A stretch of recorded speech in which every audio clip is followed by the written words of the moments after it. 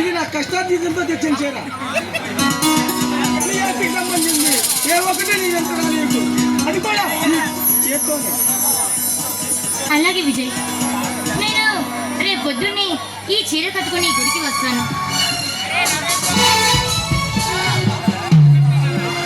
శాంతి, నీ చెల్లికి మన విషయం తెలియపరిచావా? దానికి ఫోన్ చేసి మాట్లాడాను, అది రావడం కుదరదట. ఎందుకని? అబ్బా, దానికి ఎప్పుడూ పాటలు డాన్సులు ఇదే పిచ్చి. ఒకవేళ పోయిన జన్మలో అదేమైనా పెద్ద గాయకుడి అయి పుట్టి ఉంటుందేమో. సరే, మనిషికి పిచ్చి. సరే, మరి నేను వెళ్ళిరానా?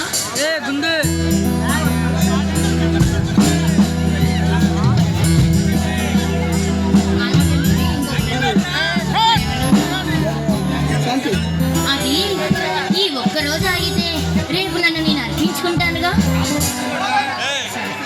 సరే శాంతి.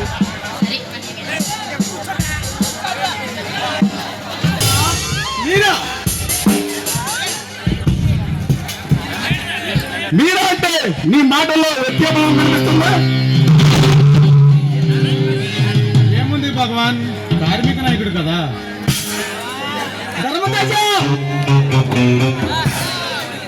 విజయ్, ఇంటికి వచ్చిన తీరులో ఎలా మాట్లాడో నేర్చుకో.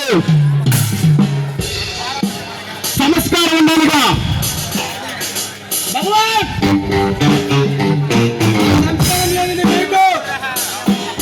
భగవాన్ అని నన్నే పేరుతో పిలుస్తావా?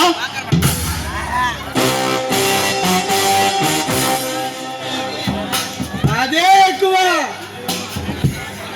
విజయ్, చాలా ఎక్కువగా మాట్లాడుతున్నావు.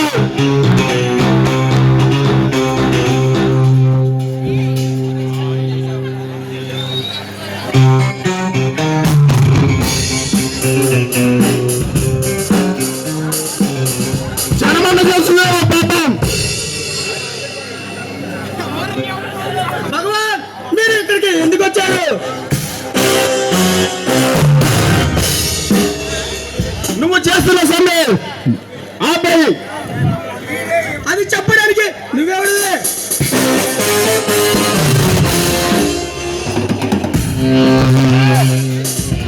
అయితే నేను చెప్తే సమ్మె ఆపేస్తావా? నువ్వేమన్నా ఈ దేశానికి సీఎంవా లేక పిఎంవా?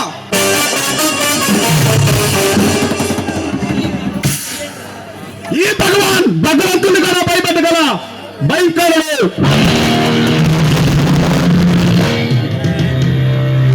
మిస్టర్ భగవాన్, నీ పుట్ట ఊపిరికి కదిలేవాడు కాదు విజయ్. నువ్వు నట్టబాగా దొక్కావు. అది కాటు వేసేంత వరకు నిద్రపోదు. విజయ్,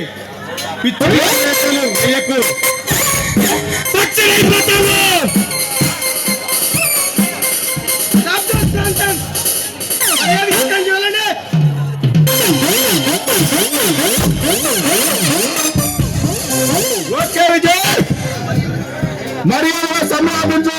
లేదంటే మిమ్మల్ని సమ్మె ఆపించను.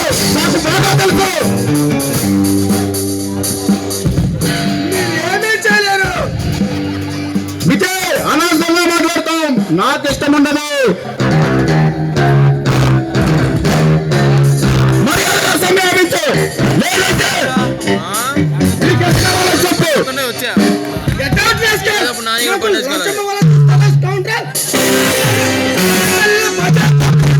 నీచుడు కదా విజయ్.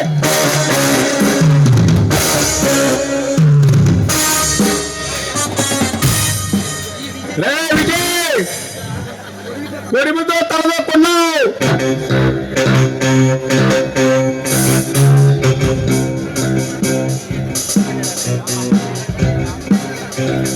ధర్మతేజ, ఎంగిలి కూడి తినే కుక్క నువ్వేంట్రా?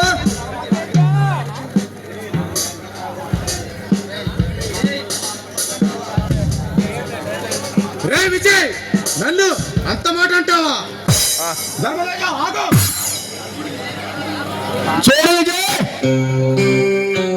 మర్యాదగా సంపాదించి మీ ఉద్యోగాలకు మీరు వెళ్తే మంచిది. భగవాన్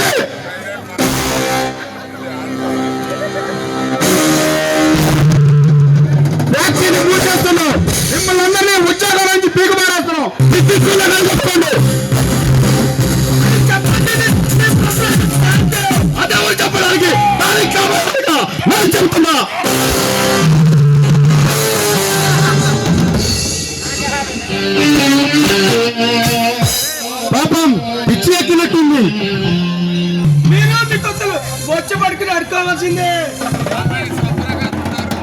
ఏ భగవాన్